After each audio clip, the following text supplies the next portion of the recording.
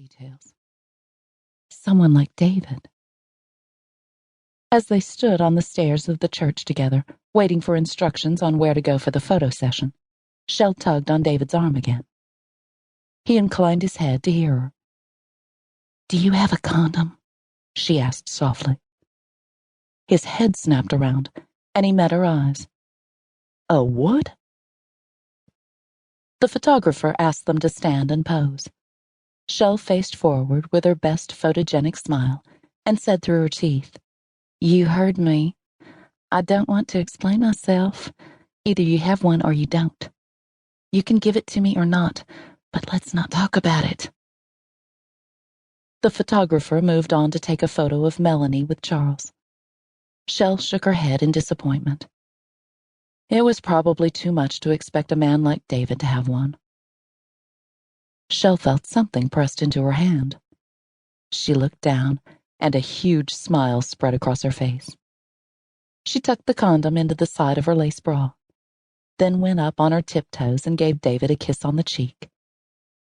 "If I was at all attracted to you—" She stopped herself there when she thought about how that sounded. "You know what I mean." David chuckled. "I do. Just be careful." Chelle glanced over her shoulder and saw Mason watching her from just outside the church door.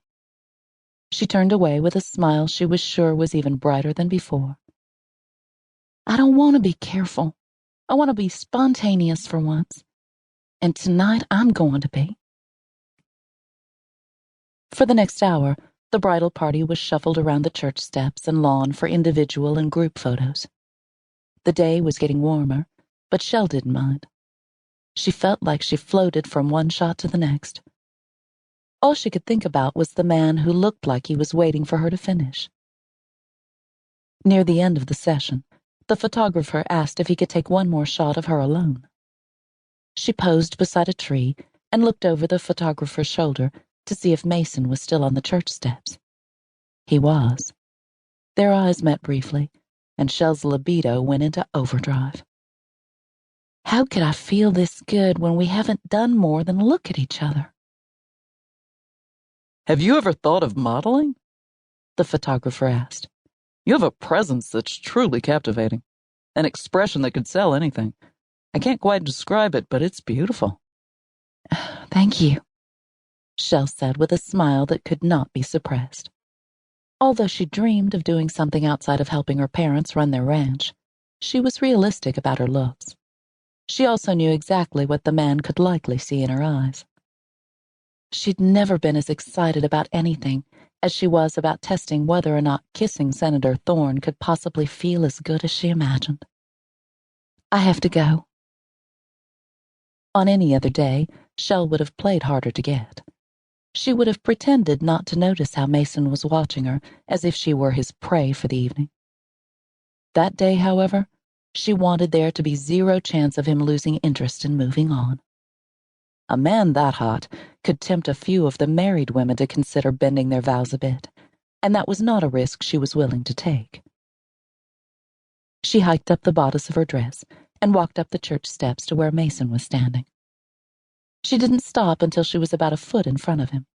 Even leaning against the outside wall of the church, he was gloriously tall, which forced her to tip her head back to look up at him. "Hi," she said breathlessly. "My name is Chelle Landon." The smile he gave her had her innards quivering with desire. He straightened, looming even higher above her.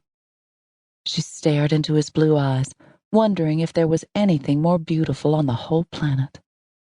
"I know," he said in a deep voice that exceeded her fantasy of how sexy he would sound. He held out his hand. "I'm Mason Thorne." His strong hand swallowed Chelle's small one. That simple touch sent her imagination running with how his hands would feel on other parts of her body. Wow, so this is what it's supposed to feel like. This is desire. She shook his hand forcefully, longer than she meant to, but only realizing it when he looked down at their hands. "Sorry," she said and broke their connection. "We don't get many new people in Fort Mavis."